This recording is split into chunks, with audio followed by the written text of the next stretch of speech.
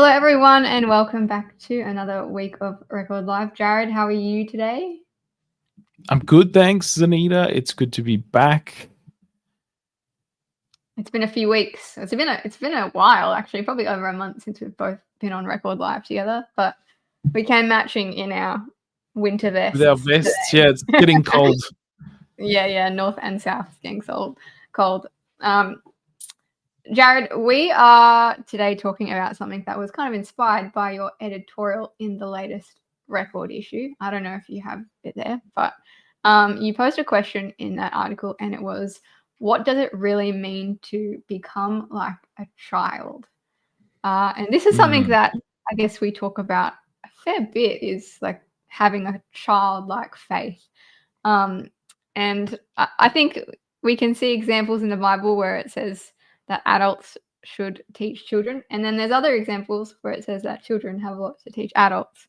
And I guess I just wanted to ask you, you are obviously a father. You have two little ones of your own. And I guess I wanted to ask, what have you seen through them as being a parent of two little children about God? Or have they taught you something about like how to live your faith, or about, your walk with God? They've taught me a heck of a lot, Zanita. I don't think, how do I say this? You really understand love when you become a parent. And that's not to say that people who aren't parents don't understand love, because they do. There's all sorts of different kinds of loves. But when you read about God the Father, and then you become a father, you're like, right. So this child is made in my image, takes after me.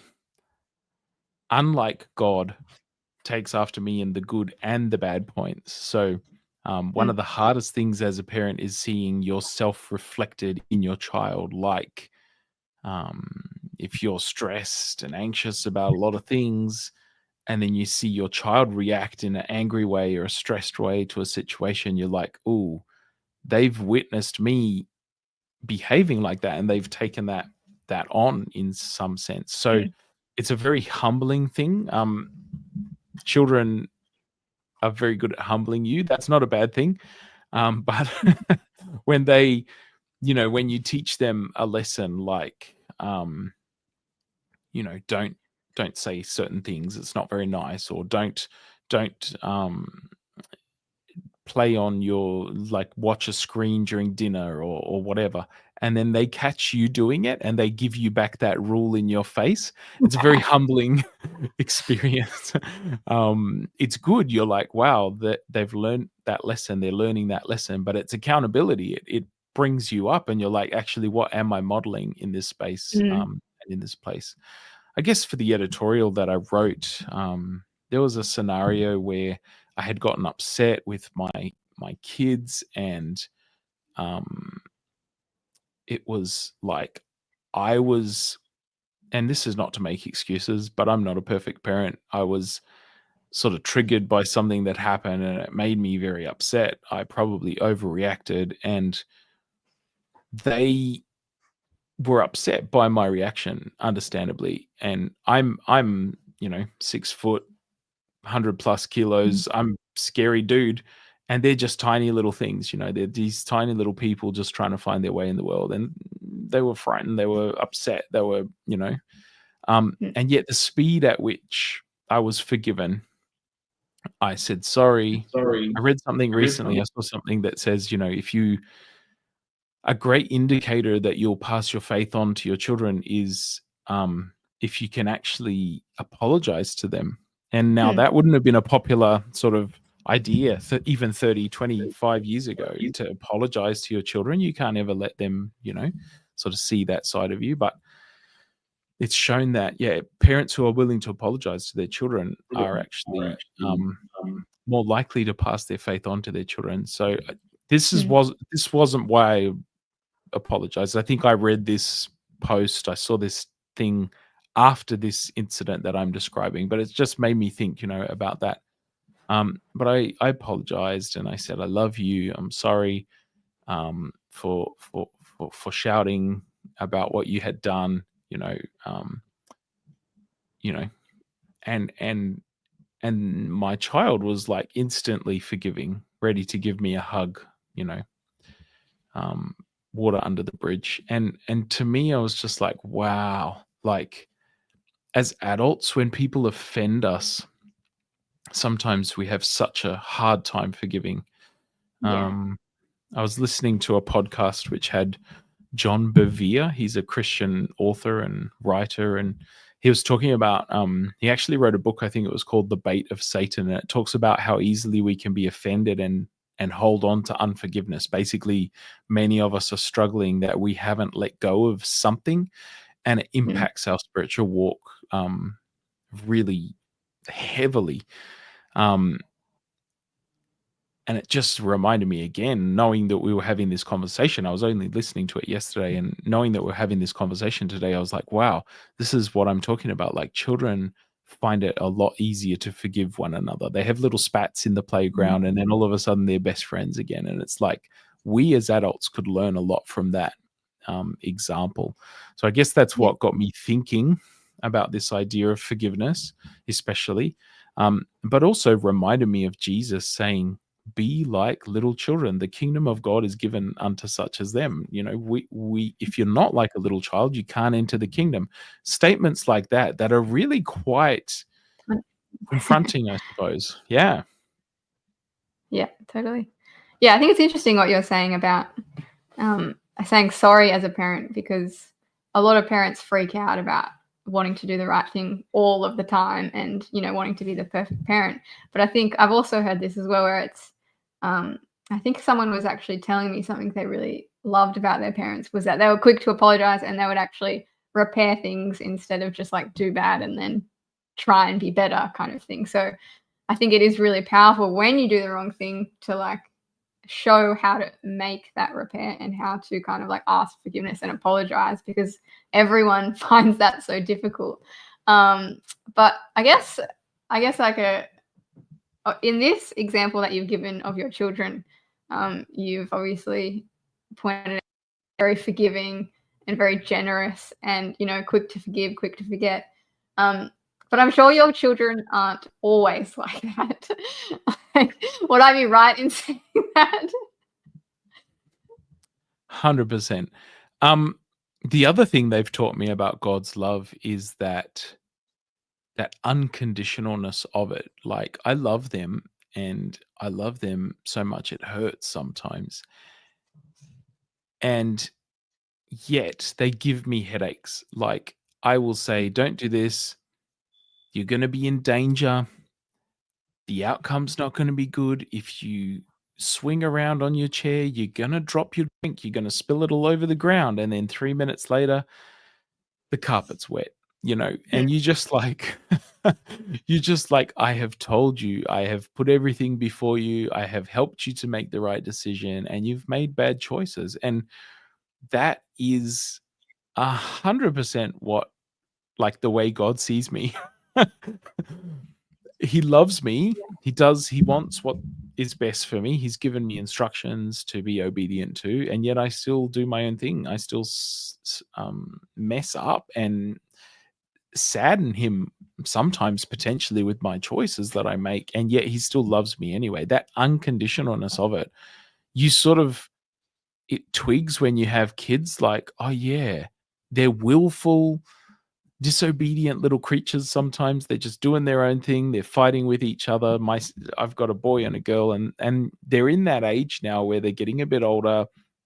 They don't share that well yet. They're fighting a lot, and it's like,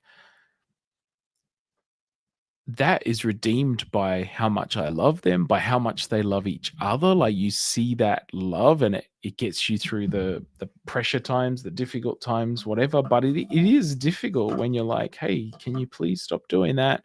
That's a bad idea. That's going to have a bad outcome. And they do it anyway, or they just choose not to listen. And you're like, wow, God puts up with that 8 billion times over every day because we're all his children. He loves us all, and yet we all mess up.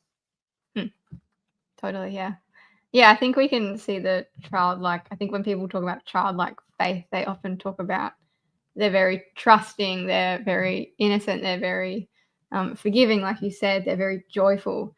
But we also know that children can be annoying and foolish and like temperamental and immature. So it's like when God is asking us to have this childlike faith, what is He actually meaning? And I know that you brought up.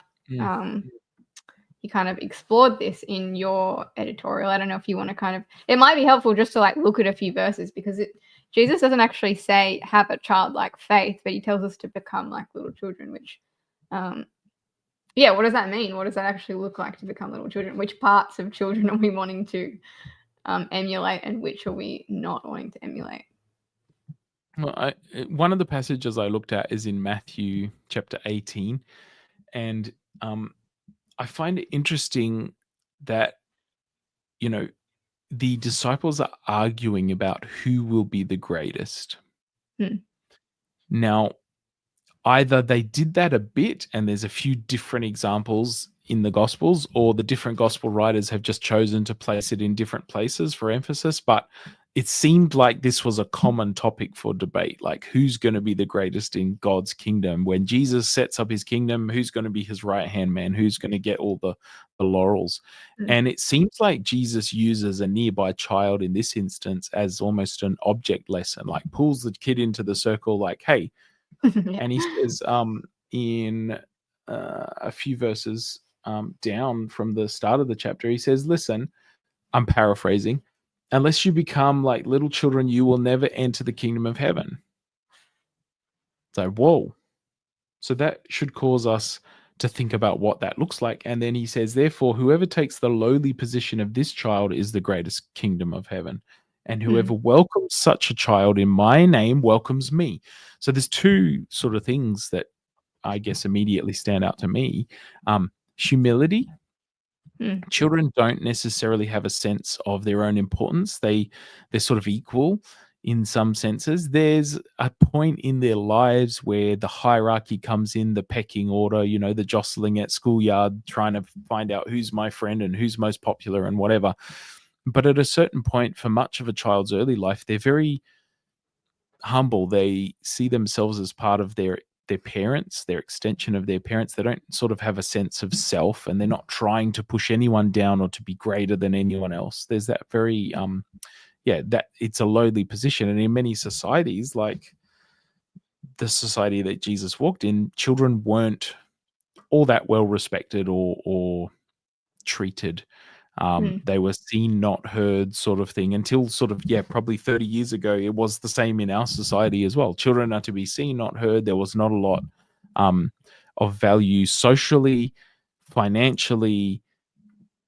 They didn't bring a lot to the table. And yet Jesus is saying, well, actually, even though they're the lowest, you have to be like them, because I want you to be humble. I want you to see yourselves as servants. It's a common theme in Jesus' teachings that you can't exalt yourself. You must be brought down to be brought up.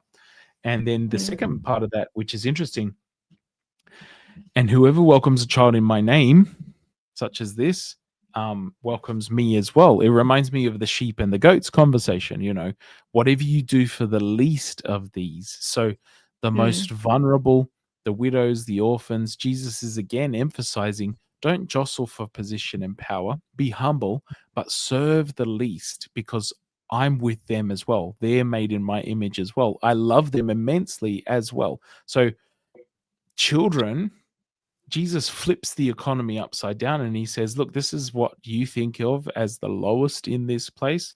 They're actually something to be valued and something to be treasured. And it's sort of a tangent, but it's really a passion of mine. This idea of trauma narratives was something that I studied in my master's, and it blew my mind to find out that these ACEs, these adverse childhood experiences, are like responsible or linked to the leading 8 out of 10 causes of death, sort of thing. They're like hypertension, heart attack, diabetes, you name it, alcoholism, suicide. There's a whole bunch of things that are connected to adverse childhood experiences. And it's like, if you treat, because Jesus goes on to say, we all know the the message about whatever you do to the least of these, if you do something to harm them, it'll be like a millstone is dragged around your neck and you're thrown into the ocean. Like, that's what will happen if you. And Mm. it's really like, wow, what you do to a child is so impactful of that child's future and even their eternal destiny. So we have a responsibility to not only be like children, but to look after the children in our midst. I think that's a really important point that Jesus drives home with his teaching around children. It's sort of off Mm. the topic of today's, like, how do we become like a child in our faith? But I think it's a really important point that needs to be made as we have this conversation. Mm. Totally. I think this is another example. You've talked about the one, I think in Matthew, but in Mark, there's 2 stories, one in chapter 9 and then one in chapter 10. So it's obviously happened multiple times. It's very similar. I'm actually surprised that they're both included, but it's the same kind of thing. I'll just quickly rush through it. It's Mark 10:13-16. And it's one day some parents brought their children to Jesus so he could touch and bless them, but the disciples scolded the parents for bothering him. When Jesus saw what was happening, he was angry with the disciples. He said to them, "Let the children come to me. Don't stop them, for the kingdom of God belongs to those who are like these children. I tell you the truth, anyone who doesn't receive the kingdom of God like a child will never enter it." Then he took the children in his arms and placed his hands on their heads and blessed them. It's kind of a similar Mm. story to the chapter before, because it's, yeah, same idea. But I guess again it connects that childlikeness to inclusion of the vulnerable, like you're talking about, like Mm. including the little ones. But I think that verse where you're talking about where he threw them into the depths of the ocean, when you translate, I think one of the words, it doesn't mean like little as in age young. It just means like little as in spiritually little, like spiritually. And that's what it's talking about when it talks about like the vulnerable. So I think probably this verse is also talking about like, it's almost like when you see a child, I don't know if they're in the shopping center, they'll just like talk to anyone. They'll just like wave at anyone. Like they don't have this barrier of like social class, or they don't Mm. recognize someone as homeless or not homeless, or they don't Mm. look at someone as cool or uncool. They just see a person and they're like happy to interact, and they're happy to wave, they're happy to smile, they're happy to talk. And I think that's also something that we can learn from children, is like letting people in and engaging with people and like showing people love as if there's like nothing to separate us almost. Yeah, I did see that story. I think in Matthew there's an echo of that. The children, he says to bless them. They come in a chapter later, after he's just said, "Be like little children." The parents bring the children, and the disciples try to turn them away, and it got me Mm. thinking, like, what is happening here? And I like to imagine, like, when Jesus told that story first, at least in Matthew's gospel, they were at Capernaum and it's like their hometown, and they probably Mm. knew the child. So I'm thinking there was some familial allegiance. It was like, that's our child, so that's a special child, this whole idea of religious exclusivity sort of thing. And so this child belongs to us, so this child is to be worth more than strangers' children or foreign children or other kinds of children. And it feels like they've forgotten Jesus' teachings about the children. When these other children come to be blessed by Jesus, they want to turn them away and say, "Don't bother him, he's busy," etc. And Jesus is like, "No, no, no, no. I'm not talking about just your children. I'm not talking about our close children. I'm not talking about our Adventist children or our Australian children. I'm talking about all the children of the world." Like, Yeah. he's expanding that lesson because they didn't get it. They thought it was just applicable to their own sort of backyard. And he's really exploring how that's bigger. Um, Mm. I guess we've spent some time, Zanita, on, like, what does it look like to have a childlike faith? But I'm curious, the Bible sort of has this theme of mature faith, maturing in your faith and growing in faith. Is that mutually exclusive? Can you be a childlike faith? Should you just be simple and innocent and not study your word of the Bible? Just love Jesus and everything will be fine. Or should you have a mature faith? And as you get more mature in your faith, does that put your childlike faith at risk? I think there's some questions to be explored there. And you had I think you had found a verse or two that maybe can define for us what it means to grow in faith or to look more mature in our faith, that will help us unpack this sort of riddle. Yeah, I think it's interesting because I was thinking about your story of your children about being quick to forgive, which is amazing. But I think I was thinking about as in, like, as we grow older, we kind of learn things that make us act in different ways. And I think as we grow older, we experience maybe more hurt, and we learn that it's probably not good to always be like quick to say, "I love you. It's okay. Let's play now." Like, because if someone is continuing, like, say if you were continuing to yell at your children like day after day and your behavior wasn't changing, like, that probably wouldn't be wise for them as they grew up to just continue to be like, okay, let's play. Like, I feel like it's kind of, we're also told to be, we're told to forgive, but we're also told to be wise and, like, I guess, set boundaries so that people don't step all over us and so that people don't continue to hurt us. And so there is, like, yeah, we do want to be childlike, but we don't want to be foolish as well. Naive. Yeah, naive. We don't want to be unwise, I guess. We don't want to be like children in all ways, obviously. Like, there's some elements we want and there's some elements we don't want. But I think there is a helpful distinction. I read it, I think, in 1 Corinthians 14:20. Let me find it so I don't. It says, brothers and sisters, stop thinking like children. In regard to evil, be infants, but in your thinking, be adults. So it's kind of saying, be childlike in your innocence towards evil, so like pure and uncorrupted, but be adult in your thinking, so be wise, be discerning, be informed. It's almost like be childlike in your heart and then be like an adult in your mind. Like, so you still need to be wise, you still need to be discerning, but there's still elements of being a child, like being pure and being trusting that we want to have, which, yeah, I think there's another example.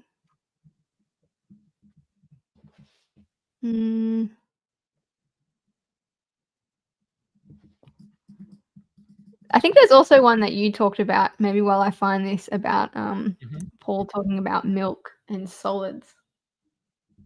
Yeah. I don't remember the exact reference off the top of my head, but I believe Paul talks about when you're young, you sup on milk, and then as you're older, you get onto meat or solids. Yeah, that's in Hebrews. Hey, I think it's, you need milk, not solid food. Anyone who lives on milk, being still an infant, is not acquainted with the teaching about righteousness. But solid food is mature, who by contrast have trained themselves to distinguish good from evil. So again, that's about, I guess, discernment and having like a deeper understanding of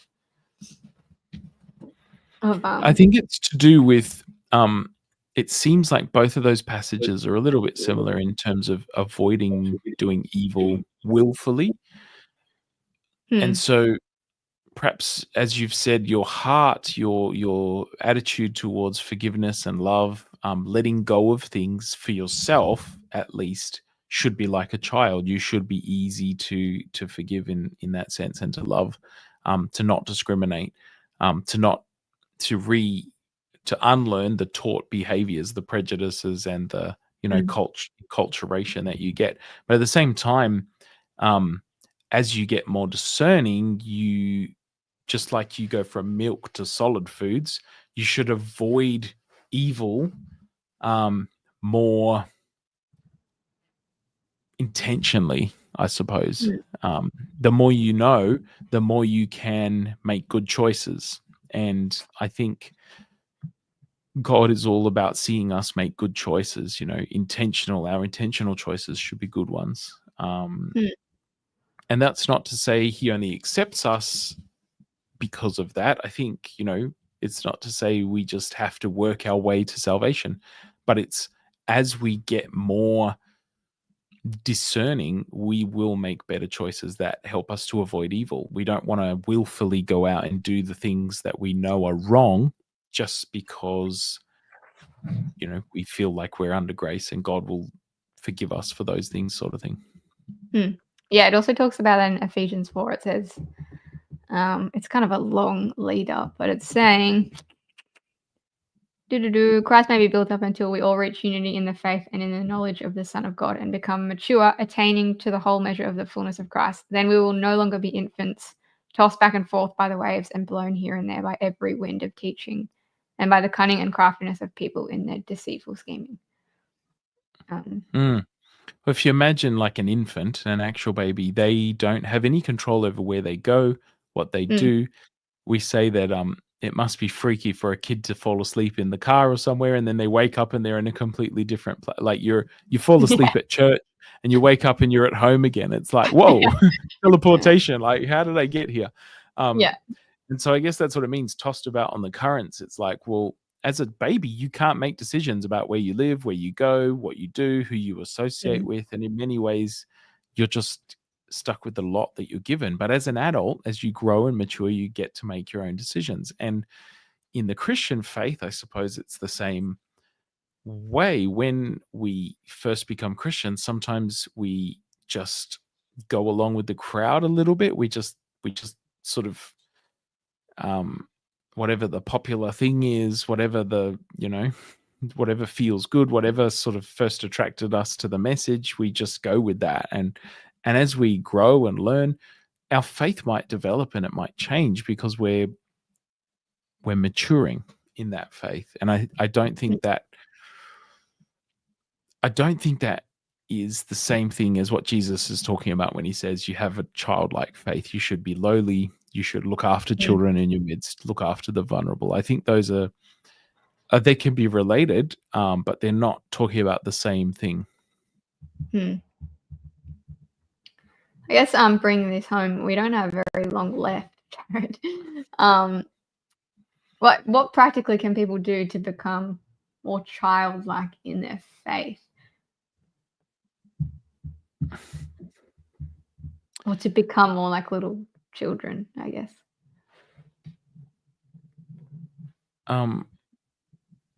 Joy. My kids are very joyful. They play, they laugh, they have fun. Sometimes we can take the joy out of faith. We can be it's all about the head. It's all about making good decisions. I have to be discerning all the time. And so finding gladness and joy and enjoyment in our faith is a really important thing. And that forgiveness one is always challenging to me. It sticks with me because there are probably a lot of things that I hold on to that then become blockages with my relationship and my walk with God down the track. I think they spiritually can block the spirit. I couldn't necessarily explain how that works, but I think that if you want to be with Jesus, and I need to be better at doing this, just like spending more time prayer and Bible study and all that stuff. We talk about it a lot because it's practical and it's helpful. But the reality is like that might help you rediscover the joy that you have in your faith. And so for me, to have the faith to forgive people that don't deserve forgiving and things like that, I need Jesus to help me do that. I need the Spirit to help me do that. And to get more of that, I think would be a very beneficial thing in my life. Sunita? Awesome. I think for me, I like the picture of all these children just freely running up to Jesus. I think sometimes as we grow older, maybe we have even more walls with God and we don't, we forget to see him like a loving dad who we could just like run up to with open arms.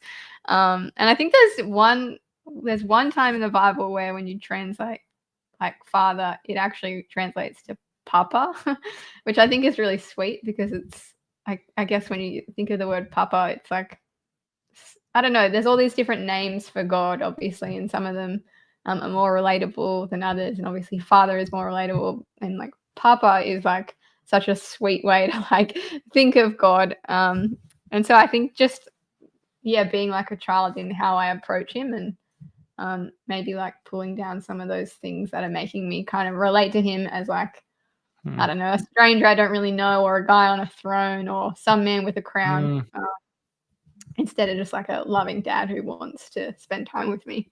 There's this really awesome worship album, or it's just a music album that a musician created called Childlike, and the whole album is just about this, I guess, idea of God being our dad and us being his children. So if anyone wants to listen,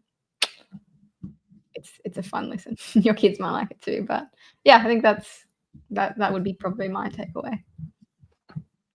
Awesome. Well, I'll put the link in the comments. So if anyone wants to read that article that we've been talking about today, Forgive Like a Child, it's out on the Record website. Stimulating conversations, Anita. Thanks. It's good to be back with you. Again, it's been a while. Yeah. More to come. We'll see you guys next week. Sounds good. See you next week, everyone. Thanks for joining us. God bless.